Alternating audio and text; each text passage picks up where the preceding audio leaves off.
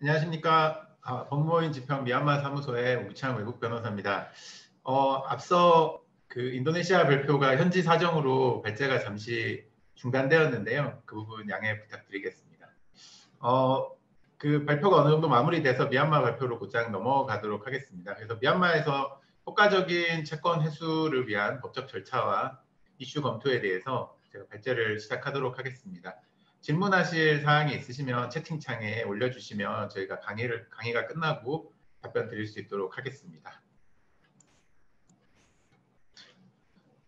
목차는 다음과 같습니다. 먼저 미얀마에서 많이 발생하는 채권 종류에 대해서 살펴보고요.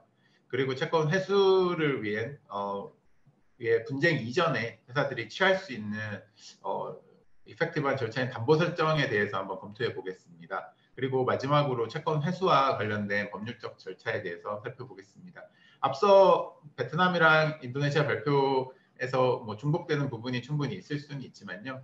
미얀마에 이제 특화된 부분들도 있고요. 뭐 중복된 부분은 이제 미얀마 발표만 들으시는 분도 있을 수 있어서 앞서 발표를 좀 같이 들으셨던 참석자께서는 조금 중복되다고 느끼실 수는 있지만 좀 양해 부탁드리고요. 저희 미얀마에 대한 부분 전반적으로 다 통일해서 발표를 하도록 하겠습니다.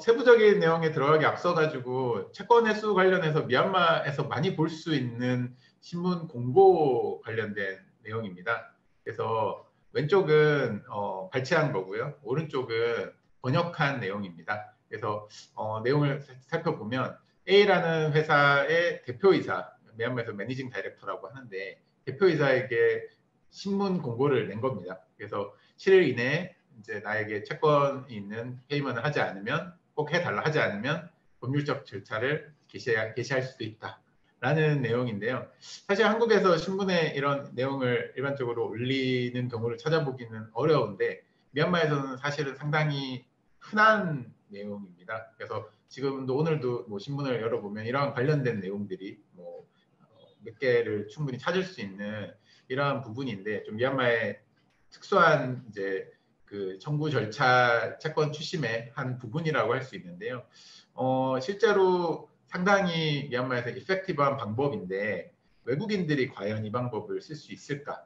이러한 부분들에 대해서 상당히 사실 좀 고민이 좀 필요합니다. 왜냐하면 명예훼손 이슈가, 데퍼메이션 이슈가 항상 같이 따라옵니다. 그래서 역으로 형사고발을 받을 수도 있고 실제로 그래서 신문을 공고하기 이전에 취해야 되는 절차들, 최대한 이제 회사를 안전하게 보호하고 법률적 이슈를 최대한 낮추기 위해서 취해야 될 절차들이 있습니다. 상대방한테 변호사의 명의로 이제 이러한 채권이 있으니 이 기간 내에 이 채권을 회의해라라는 부분을 노티스를 보내고 해당 노티스에도 별다른 회신이 없을 때 이제 이러한 거를 시작을 이제 할 수 있는 그런 상황이 이제 가능한 것 같고요. 그러한 사정이 이제 가능하다고 하더라도 이제 실제 문구나 이런 부분들에 대해서는 현지 변호사와 상당히 이제 문구를 잘 조정해서 검토해서 진행하시는 게 바람직합니다. 실제 미얀마 형사법에서 데퍼메이션 같은 경우는 2년의 징역이나 이런 부분들 벌금 또는 벌금 이 두 개가 병가도 가능하게 정하고 있고요. 사실은 뭐 실제 이러한 광고라고 하는 이런 이제 공고가 나갔을 때 이거에 대해서 다시 카운터로 명예훼손을 너의 이 공고를 한 상대방에게 고려하고 있다라는 공고도 신문에서 흔하게 또 찾아볼 수 있는 공고입니다. 그래서 이러한 부분들 이 같이 하고 있어서 미얀마의 좀 특이한 점이라서 우선 시작하기 전에 이 부분을 하고 나중에 후반에 이제 소송 관련된 얘기하면서도 이 부분을 조금 더 세부적으로 살펴보도록 하겠습니다. 우선 채권 종류는 간단하게 먼저 좀 살펴보면요. 우선 크게 보면 대출이랑 매출채권 이렇게 나눠질 수 있을 것 같은데요. 기본적으로 이제 해외에서 미얀마에서는 좀 특이하게 해외에서 차입을 할 때는 중앙은행의 해외 차입에 대한 사전 승인을 받아야 됩니다. 그래서 사전 승인을 안 받은 상태에서 간혹 이제 돈을 대출이라는 이제 한국에서는 대출이라고 생각하고 돈을 보내시는 경우들이 간혹 있습니다.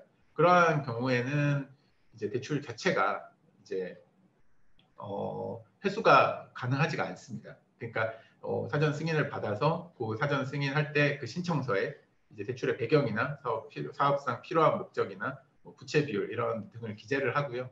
그 다음에 차주의 이사의 의사로 그리고 가장 중요한 이제 금융계약서 초안을 해서 대출의 목적이나 원금, 이자율, 만기 뭐 이런 부분들을 구체적으로 명시해서 중앙은행의 승인을 받고 그 승인 받은 이후에 그 다음에야 대출을 이제 실행해서 그 승인받은 대출에 따라서 집행된 대출은 이제 적법하게 이제 회수가 가능하고 나중에 이슈가 이제 대출이 회수가 안 됐을 때도 이제 반대로 이제 청구를 할 수 있는 이제 근거가 됩니다.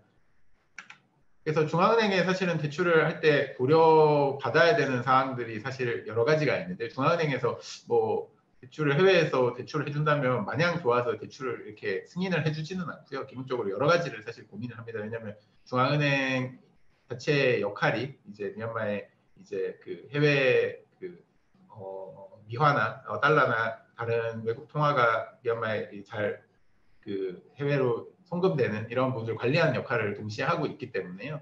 그래서 자본금과 관리해서 관련해가지고 해외 차입 신청자는 이제 MIC 승인받은 미얀마 투자법에 의해서 승인받은 회사의 경우에는 자본금이 50만 불을 초과하는지 여부를 또 판단을 하고요. 일반적인 이제 다이카에 등록된 일반적인 회사의 경우에는 자본금이 5만 불을 초과하는지 여부에 대해서 이제 고려를 합니다. 그리고 신청자가 차입금을 이제 상응하는 외환 수입이 있는지, 만약에 외환 수입이 없는 미얀마 로컬 회사, 완전 로컬에서 비즈니스를 하는 회사인 경우에는 국내 매출로 차입금을 상환할 능력이 되는지 이러한 부분들을 함께 고려하게 됩니다. 그리고 MIC 회사인 경우에는 약속된 투자금의 80% 이상을 납입했는지 여부에 대해서도 또 같이 고민을 이제 하게 됩니다. 그래서 투자금을 다 납입하지 않았으면 이제 대출을 이제 승인을 해주지는 않습니다. 그리고 부채와 자본금의 비율에 대해서도 이제 고려를 하고요. MIC 회사는 부채가 이제 최대한 자본금의 4배까지 이제 그 이하인 상태에서 이제 대출을 승인하는 게 일반적이고요. 다이카 회사에는 3대1 이렇게 비율을 설정을 해놓고 있는데 이게 모든 사항을 다 만족해야 되는 것은 아닌 걸로 좀 알려져 있고요. 다만 이러한 부분들을 전반적으로 다 고려해서 중앙은행에서 대출을 이제 승인을 하는 것으로 우선 알려져 있습니다. 그리고 대출 계약서 우리가 아까 드래프트를 낸다고 했잖아요. 그 드래프트가 조건이 완전하고 정확한지 여부에 대해서도 같이 고민을 하고요. 이제 해외 차입이 이제 중기간인지 단기간인지 여부, 그리고 상환 계획 이런 부분들이 대출 계약서랑 일치하는지 이런 전반적인 대출이 발생할 때 역외 대출, 이제 해외에서 미얀마로 그 대출이 이제 일어날 때 이러한 부분들이 이제 중앙은행에서 고려해서 승인하는 사항이라고 보시면 되고요. 이러한 부분들이 왜 중요하냐 하면 이러한 승인을 받아서 이제 대출이 일어났을 때 그 대출금이나 이런 부분들 회수가 되지 않았을 때 적법하게 이제 뒤에서 다룰 뭐 그런 절차에 따라서 이제 회사의 권리를 주장할 수 있는 이제 상황이 될 수 있을 것 같습니다. 매출을 이제 채권을 회수할 수 있는 상황이 될 수 있을 것 같습니다. 그리고 매매 대금 같은 경우는 뭐 서비스 용역비나 물품 공급 대금이나 뭐 주식 양수도 대금 등에 대해서 수금이 필요한 경우를 이제 매출 채권 등으로 보게 되는데요. 대부분 이제 필수적으로는 적법한 인지세를 납부한 계약서가 있어야지 수월하게 회수가 될 수가 있습니다. 그래서 예를 들면 물건을 간혹 공급을 하셨는데 이제 그 물건에 그냥 뭐 별도의 세부 텀들은 없고 사실 PO 가지고만 공급하는 경우도 사실 많이 발견됩니다. 그래서 근데 이제 그게 상대방과 나 사이의 관계가 좋을 때나 이제 이제 채권이 회수가 바로바로 될 때는 별 이슈가 없는데요. 이제 만약에 회수가 늦어진다거나 뭐 이렇게 됐을 때는 가장 뭐 이런 예로 뭐 레이트 페이먼트에 대한 페널티가 얼마인지 이러한 부분도 사실 정해져 있지 않고 그 다음에 내가 이제 물건을 공급했을 때 상대방이 그 물건을 공급한 부분에 대해서 언제 억셉턴스가 이제 이펙티브 데이시 되는 건지 이러한 부분이 명확하지 않기 때문에 상대방이 돈을 주지 않을 여러 가지 이유를 만들어낼 수가 있습니다.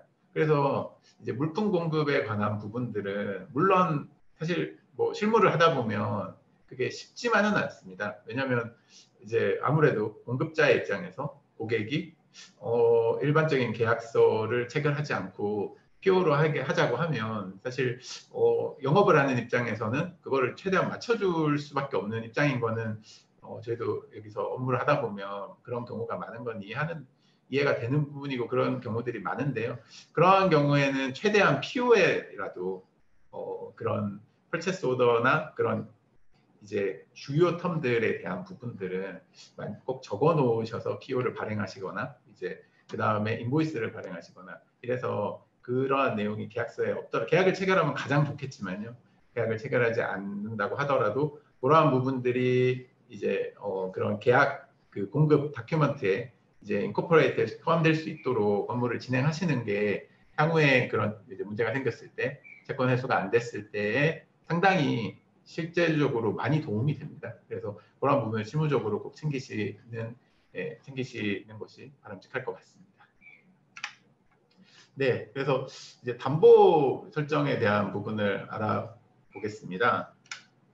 사실 채권을 회수하기 위한 가장 실무적으로 많이 하는 부분들, 담보를 설정하는 방식이 사실 많이 이제 사용이 됩니다. 근데 일반적으로 뭐 사실 담보에 대한 부분이 이제 뭐 대출할 때가 사실 담보를 가장 많이 잡기는 하는데요. 아까 말씀드렸듯이 뭐 저희가 뭐 자산을 이제 주식을 매각한다거나 아니면 매출을 뭐 큰 매출을 일으킨다거나 이럴 때도 일정 부분 사전에 담보를 잡아주는 실무가 있습니다. 그래서 사실 뭐 세 번째로 살펴볼 소송이나 중재 이런 부분으로 가기 전에 일정 부분 담보의 형태로 이제 페이먼을 보장할 수 있는 부분이 있어서 그러한 부분을 좀 살펴보도록 하겠습니다. 그래서 담보 종류는 여러 가지가 있는데요. 부동산, 뭐 동산, 주식, 그 다음에 프로젝트 계좌를 잡는 경우도 있고요. 그래서 계약상 권리를 담보로 잡는 경우, 그리고 뭐 연대보증 이러한 종류의 담보들이 있습니다. 그래서 세부적으로 담보 종류들 하나하나 살펴보도록 하겠습니다. 그래서 부동산 담보의 경우는요, 기본적으로 미얀마에서 가장 그 부동산 담보를 어렵게 하는 부분은 외국인의 부동산 소유에 대한 제한 부분입니다. 많은 동남아 국가들이 좀 그런 부분이 있는데요. 미얀마도 부동산 양수도 제한법 1987년도에 제정된 부동산 양수도 제한법에서 외국인은 부동산을 기본적으로는 소유할 수 없고 원칙적으로 외국인이 부동산에 대해서 권리를 가질 수 있는 기간은 최대 1년까지 임차 기간이다. 요것만 가능하다. 이 법률이 기본이라고 생각을 하시면 되고요. 다른 국가는 조금 다르게 아까 앞서 나왔던 다른 국가는 은행에 대한 부분들, 외국 은행들은 외국 은행이라 할지라도 미얀마 로컬 부동산에 대해서 뭐 담보를 설정할 수 있는 그러한 특별법 수준에서 좀 예외로 두었다면 미얀마는 현재는 외국계 은행이라 하더라도 이제 요 조항이 여전히 적용이 됩니다. 그래서 외국계 은행들이 이제 현지인의 부동산에 대해서 담보를 취득하는 게 현실적으로 제약이 상당히 많아서요. 그런 부분들이 좀 사실 좀 이슈가 있는 부분이고요. 그런 부분들은 지금 중앙은행이랑 협의를 통해서 이제 외국계 은행들이 곧 풀어나갈 이슈로 지금 계속 협의하고 있는 것으로 알고 있습니다. 그래서 기본적으로 제한법에 따라서 이제 부동산을 뭐 여기 매매, 증여, 뭐 저당 교환 양도할 수 없고 그다음 기본 이 저당에 대한 부분에서 이제 외국인이 부동산을 담보로 취득할 수는 없도록 그래서 그 취득한 거는 이 법률에 위반되기 때문에 기본적으로는 무효가 됩니다. 근데 다만 예외가 있습니다. 그래서 부동산 자체에 대한 부분을 이제 소유에 대한 부분을 제한을 하고는 있지만요. 토지에 대한 사용권, 이제 리스홀드라고 저희가 부르는데요. 토지를 일정 기간 임차를 하고 있는 부분에 대해서는 담보 설정이 가능합니다. 그래서 예를 하나를 들면요. 미얀마에서 외국 법인이 부동산을 아까 앞서 원칙적으로는 1년 이내만 이제 임차를 할 수 있다 이렇게 되어 있는데요. 다만 그 미얀마 투자법과 그 예외로 경제특구법이 이렇게 두 가지 법률에서 예외로 외국인이 1년 이상으로 특별하게 이제 투자를 해서 승인을 받으면 1년 이상 임차를 할 수 있는 이러한 권리를 부여하고 있습니다. 그래서 이러한 이제 50년 이제 미얀마 투자국 같은 경우는 50년 플러스 10년, 10년 이렇게 20년 연장을 할 수 있게 되어 있는데요. 이렇게 토지 장기 임차권을 가지고 있는 외국 법인에 대해서 미얀마에 소재한 외국 은행이 담보권을 취득한 사례는 있습니다. 그래서 이 토지 부동산 전체에 대해서 소유에 대한 부분을 할 수는 없지만 부동산을 이제 토지 사용권에 대한 부분은 이제 외국인도 담보권을 취득할 수 있고 담보를 이제 제공할 수도 있는 이러한 이제 예외적인 조항이 있다 이렇게 보시면 되고요. 다만 아까 말씀드렸듯이 투자법이랑 경제특구법에 따라서 부여되기 때문에 그 해당 법률에 따라 투자법 같은 경우는 MIC, 경제특구법은 각 경제특구에 있는 그 위원회에 해당 사실을 이제 고지하고 승인받아야 되는 그러한 이슈는 별도로 있습니다. 근데 가능한 부분이라는 예외인 부분은 말씀을 드리고요. 이제 두 번째는 동산인데요. 동산은 사실 좀 크게 두 가지로 나눌 수 있을 것 같습니다. 등록돼야 되는 동산, 그리고 등록되지 않는 동산. 등록돼야 되는 동산 같은 경우는 뭐 제일 대표적인 게 자동차 정도가 될 것 같고요. 선박 같은 경우도 등록돼야 되는 동산이 있고요. 등록되지 않는 동산은 일반적인 사실은 가전제품부터 기자재까지 다 등록되지 않는 동산이죠. 그래서 등록되는 동산 같은 경우는 점유를 할 수 있으면 점유하면 좋겠지만 점유를 하지 않는다 하더라도 이제 그 계약서와 같이 소유증서 오너북을 같이 확보를 해서 상대방이 그 자산에 대해서 그 동산에 대해서 자유롭게 매각할 수 없도록 그 장치를 만드는 것이 상당히 중요합니다. 그래서 왜냐하면 자동차 같은 경우는 상대방이 그 자동차를 이제 소유증서 오너북을 이제 없는 상태에서 판매를 할 수가 없습니다. 다른 사람한테 이제 임의적으로 판매할 수가 없고요. 왜냐하면 이제 그 상대방이 사지를 않을 테니까 기본 사지를 않고 그러면 그 소유증서를 잃어버렸다고 할 수도 있을 텐데 잃어버렸다고 하면 그거를 발급받는 데는 시간이 상당히 수개월 이상 걸리는 걸로 알려져 있고요. 그 발급받는 절차에서도 아까 신문에 이제 내가 이 오너북을 잃어버렸다라는 잃어버렸다는 그 내용을 증빙한 이제 그 공시를 해야 됩니다. 그래서 그런 부분에서 그 신문에 공고가 나면 확인할 수 있기 때문에 이제 등록이 가능한 동산 같은 경우는 그렇게 소유증서랑 이제 그 담보 서류를 통해서 이제 권리를 확보하는 방안이 많이 사용되고 있는 방안입니다. 그리고 조금 더 매각 나중에 이제 매각을 조금 더 수월하게 하기 위해서는 이제 스페셜 POA 같은 이제 내가 매각할 수 있는 그 소유자의 권리를 대신 받아서 이제 내가 대신 매각할 수 있는 그 서명을 할 수 있는 그 대리권까지 확보하는 것도 상당히 유용한 방법이라고 생각을 합니다. 등록되지 않은 자산 같은 경우는 사실은 우선은 점유가 상당히 유리한 부분이고요. 점유하지 않고서는 사실은 상대방이 이거를 나중에 내가 모를 때 어디다가 주고 팔아버려도 내가 알 수 있는 부분이 아니기 때문에 내가 권리를 확보할 수 있는 부분은 아니어서 점유가 상당히 유리한데 점유를 그냥 무턱대고 가지고 오는 것도 실무적으로는 좀 위험한 방법입니다. 그래서 그 전에 제가 꼭 이제 확인하시라고 제가 이제 자문을 드리는 거는 이제 상대방이 해당 자산에 대해서 적법한 권리를 갖고 있는지, 그러니까 저는 보통 이제 펄체스 오더나 계약서나 이런 걸 확인하시라고 말씀을 드리거든요. 상대방이 이 자산이 상대방이 점유하고 있다고 해서 이게 온전히 상대방 것이 아닐 수 있지 않습니까? 그래서 이 상대방이 이 자산이 정말 본인 것인지를 확인할 수 있는 적법한 권리를 같이 확인해서 그 이후에 이제 자산을 점유해서 하는 것도 하나의 방법이라고 생각이 듭니다. 주식도 담보 취득이 가능한 부분입니다. 그래서 근데 여기서 주의해야 될 점이 있는데요. 일부 주식 같은 경우는 주식 양수도를 하기 위해서는 정부기관에 사실 사전 승인이 필요한 경우들도 있고요.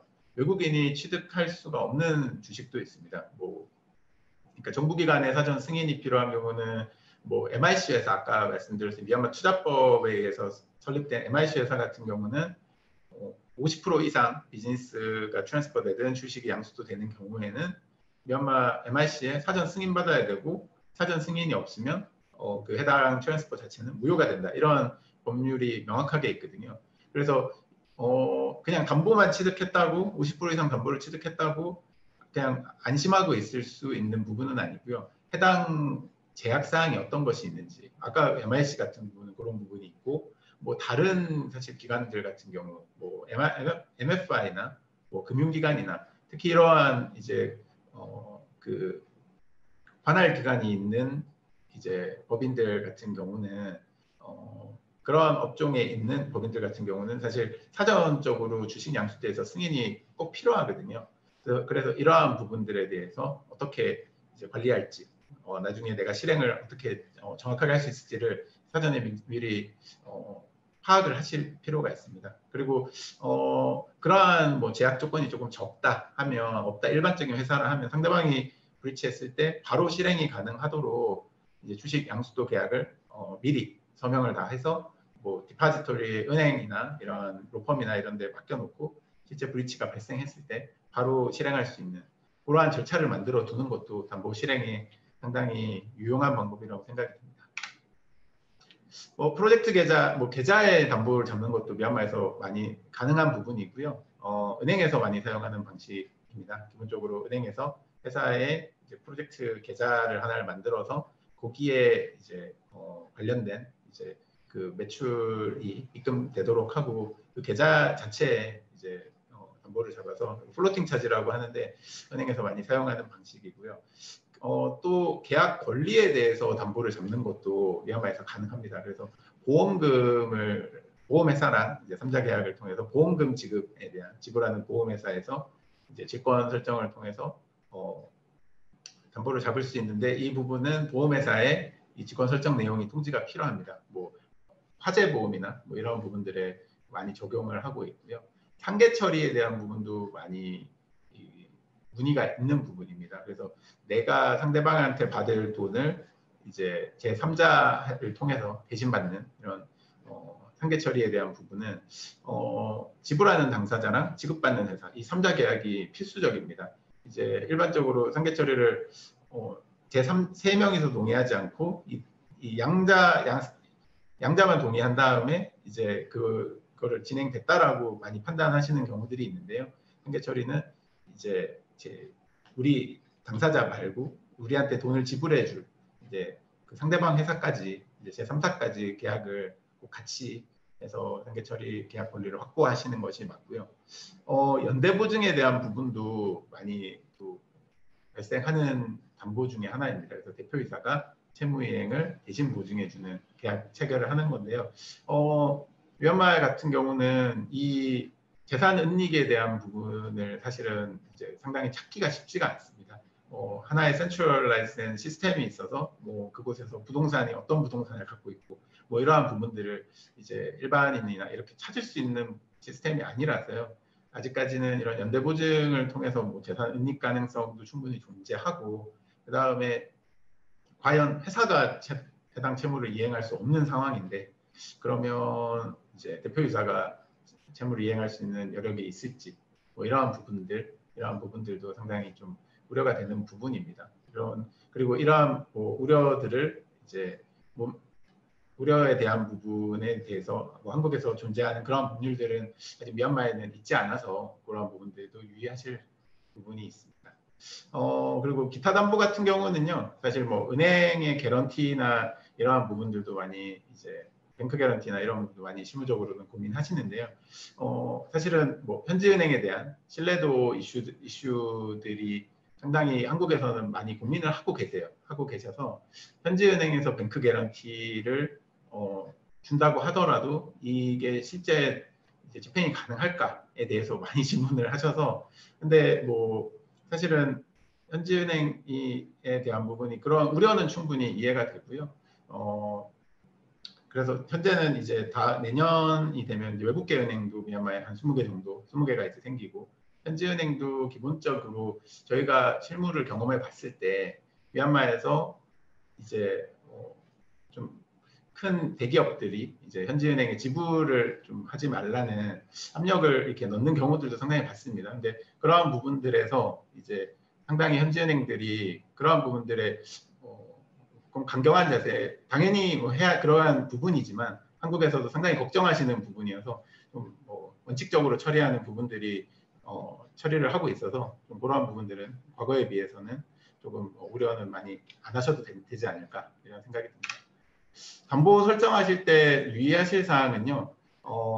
일반 담보, 회사가 설정하는 담보는요. 일반 회사법에 대한 부분, 회사법에서 특정한 담보들이 등록되지 않은 부분은 이제 무효 보이드된다 이렇게 정하고 있습니다. 그래서 미얀마 회사 등록 사이트에 가면 회사 이름을 넣어서 들어가면 회사가 설정한 담보들의 리스트를 볼 수 있습니다. 그래서 해당 리스트에 담보 설정한 지 20여일 안에 21일 안에 그게 등록이 되지 않으면 해당 담보는 무효가 된다. 이렇게 법률에 명확하게 나와 있어서요. 그런 담보들을 설정하는 경우는 그게 등록이 되는 것까지 꼭 확인을 하셔야 되는 부분이 있고요.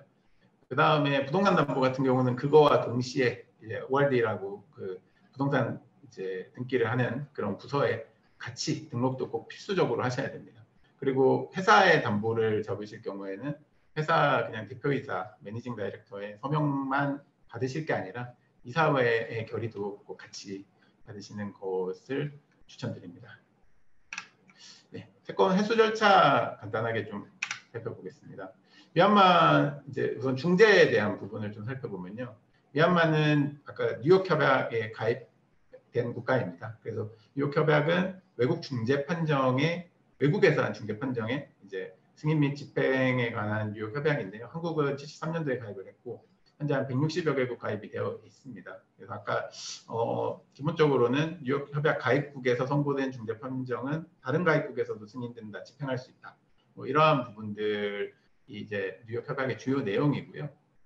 미얀마는 이 협약은 2014년 4월에 가입을 했는데 이제 이게 실제 법률로 나온 거는 발효된 거는 알비트레이션 러 2016년 1월에 발효된 이제 중재법에서 이 법률을 이제 다 받아들이면서 협약을 받아들이면서 법률이 이제 실행이 됐습니다. 그래서 뭐 크게는 유니세트럴 알비트레이션 룰을 적용한 큰 틀에서는 알비트레이션 러고요. 제일 중요한 내용은 뉴욕 협약에 따라 외국 중재 판정의 승인 및 집행의 내용을 포함을 하고 있습니다. 그 부분이 가장 사실 중요하다고 보여지고요. 그래서 뉴욕 국제 중재, 뭐 알비트레이션 로를 잠깐 살펴보면 국제 중재, 국내 중재 이렇게 나눠지는데 뭐 국제 중재는 중재 계약 당사자들이 미얀마의 다른 국가를 선택해서 국제 중재를 한 경우를 국제 중재라고 하고요. 국내 중재는 국제 중재가 아닌 중재 이렇게 나눠져 있습니다. 그래서 중재인은 알비트레이션 러에서는 당사자들이 정하지 않았을 때는 한 명인데 정했으면 홀수로 꼭 해야 된다. 이렇게 정해져 있고 중재진은 자유롭게 결정할 수 있다. 이렇게 정해져 있습니다. 그래서 중거법도 좀 이제 각 파티에 좀 자유를 준 상태고요. 가장 중요한 Foreign Award Arbitral Award의 집행에 대한 부분은 외국 중재 판정을 미얀마에서 승인받기 위해서는 이제 아래의 서류가 필요하다 해서 공증된 판정문, 이제 원본 또는 사본이 필요하고 기본적으로는 이제 실무적으로는 원본을 제출해야 될 것입니다. 그리고 중재판 관련된 이제 중재로 가게 된 이제 계약서랑 이제 중재 판정을 증빙할 수 있는 기타 이제 서류들 이러한 부분들이 이제 꼭 필요한 부분입니다.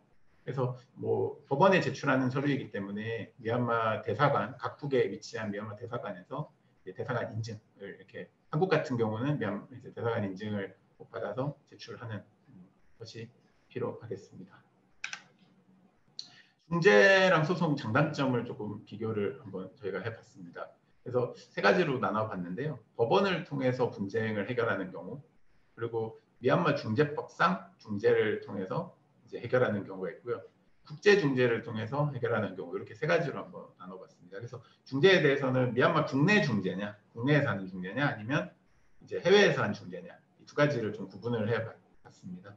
우선은 중재와 이제 소송의 이제 장단점은 이제 소송 같은 경우는 사실은 판결과 동시에 집행 결정을 같이 받을 수가 있기 때문에 그 부분에 대해서는 시간적인 부분이 유리하다라고 보여집니다. 근데 다만 이제 미얀마 현재의 재판 실무나 사법 신뢰도가 아직까지 외국 국가에 비해서 아직까지 그렇게 높지 않은 부분들이 사실은 있어서 공정한 재판이 과연 가능할까에 대한 불확실성은 사실 외국인들 사이에서 외국 회사들 사이에서는 많이들 고민하는 이슈입니다. 이제 그거와 반대로 이제 중재를 하게 됐을 때는 이제 한 번에 하기 때문에 소송에 비해서는 절차가 상당히 간단하다. 그리고 이제 시간이나 이런 부분들은 조금 더 유리하다. 이렇게 한 번에 할 수 있어서 그런 부분들은 있는데 다만 이제 비용적인 측면은 상당히 이제 좀 더 높다라고 보여집니다. 근데 미얀마 국내 중재에 대한 경우나 국제 중재는 상당히 이제 해외에서 해야 되는 부분이어서 이제 비용이 상당히 높을 수 있다. 이런 부분이 있는데 국내 중재와 국제 중재 같은 경우는 국내 중재는 사실은 이제 국제 중재 같은 경우는 이제 조약이나 미얀마 이제 중재법에서 해외 중재에 대해서 특별한 사유가 없으면 미얀마에서 그 메리트에 대해서 그 내용에 대해서 더 이상 다툼을 하지는 않도록 정하고 있기 때문에 사실 집행에 대한 부분만 미얀마에서 정하면 됩니다. 그래서 그런 부분들을 사실 고려하면 국제 중재가 훨씬 더 유리하지 않나라는 저는 판단을 하고 있고요. 현재 미얀마의 소송이나 뭐 이런 중재나 이런 부분들에 대해서 전반적으로 살펴봤을 때는 이제 사실 그 실제 집행과 그런 메리트에 대한 공정한 판결 이렇게 기대를 했을 때는 국제 중재가 가장 그래도 현재 상태에서는 유리한 그 분쟁 해결 절차가 아닌가 이렇게 생각을 하고 있습니다. 미얀마 이제 소송 시스템을 한번 좀 살펴보겠습니다. 미얀마는 민사 분쟁은 대부분 이제 법원을 통해서 해결을 하게 됩니다. 그래서 미얀마 법에 따라서 법원 시스템이 구성이 되고요. 헌법이랑 법원 조직법 이렇게 해서 구성이 됩니다. 법원 조직은 사실 뭐 군, 구 법원 이렇게 가장 하위 법원이고요. 그 위에 이제 자치구 법원 또는 지방 법원, 그 다음에 주 법원, 그 다음에 미얀마 연방 대법원 이렇게 해서 올라가서 사실은 뭐 한국은 3심, 뭐 베트남 2심 이렇게 하는데 미얀마 같은 경우는 군 구법원에서 시작하게 되면 그 위로 쭈쭈쭉 올라가면 하나, 둘, 셋, 넷, 4심까지 가거든요. 근데 4심에서 한 번 더 대법원도 2심을 더 갈 수가 있습니다. 그래서 총 정말 맥스로 가게 되면 군 구법원에서 시작하는 케이스가 대법원까지 갈 거라고 보이지는 않지만 나중에 왜 그런지는 잠시 후에 설명을 드릴 텐데요. 그렇지만 뭐 이론상으로 보면 5심까지도 갈 수 있는 그런 구조라고 볼 수는 있습니다. 우선 대법원은 네피도에 위치하고 있고요. 대법원장 포함해서 총 7명에서 10명 판사 이렇게 구성을 하고 있는데 미얀마 법원의 최고심입니다. 근데 전원 합의부 판결이 아닌 경우에는 대법원장이 판결에 따라서 전원 합의부로 재심이 또 가능하도록 되어 있습니다. 그래서 총 대법원에서도 2번 이제 심의를 판결할 수가 있고요. 그 아래 주법원 같은 경우는 총 14개의 주법원이 있고 상급 법원이기는 한데 대신에 1심 법원이 될 수도 있습니다. 속가가 10억자 이상 사건에 대한 경우는 주법원에서 시작을 해야 됩니다. 그래서 주법원이 1심 법원이 되고요. 그래서 만약에 그냥 주법원에서 10억자 이상의 10억이면 10억자 트면 한국 돈으로 한 8억 9억 정도 되는 금액이거든요. 그러면 8억 9억 정도 되는 금액 정도 돼야지 이제 소송 많이 하실 텐데 그러면 주법원에서 시작하면 주법원 갔다가 이제 항소하면 대법원 갔다가 그러면 2번에도 끝날 수 있는 상황이 될 것 같습니다. 지방법원은 총 미얀마에 이제 75개 지방법원이 현재 존재를 하고요. 여기도 아까 말씀드렸듯이 군 국법원에서 올라온 타운십 코트에서 올라온 사건을 볼 수 있거나 또는 1심 법원도 동시에 될 수 있습니다. 그래서 1000만 자트 한 800만 원, 900만 원 정도에서 10억 자트 이하 사건이 이제 있는 경우에는 1심 법원이 되고요. 형사 같은 경우는 징역 7년 이상이 되는 경우에는 1심 법원이 됩니다. 군 구법원은 그보다 하위 법원인데 1000만 자트 이하로 시작되면서 한 330개 정도의 군 구법원이 있습니다. 이 기간에 대한 부분을 제가 이번에 하면서 자료를 좀 찾아봤는데요. 소송 기간이 미얀마는 상당히 좀 길다 이렇게 기본적으로는 좀 알려져 있습니다. 실제로 저희가 소송을 진행해 봐도 상당히 소송이 좀 늦습니다. 한국에서 비교해도 늦고 그리고 소송 실제 재판 전에 프리트라이얼 컨퍼런스 기간 이제 판사가 이제 사건의 핵심을 결정하고 이슈들을 정하는 그 전까지의 그 기간도 상당히 좀 오래 걸리는 편이어서요. 근데 이제 미얀마 대법원에서 나온 자료를 좀 2019년에 나온 자료를 참고해 보면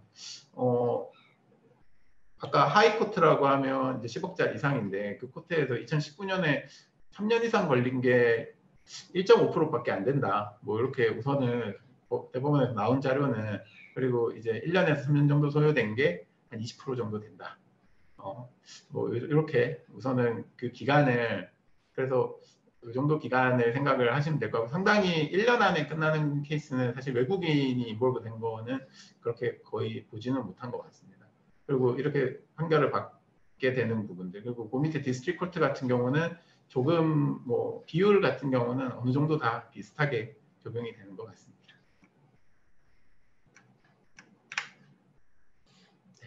기타 법원은 뭐 군사법원, 헌법재판소 이러한 법원들이 같이 있고요.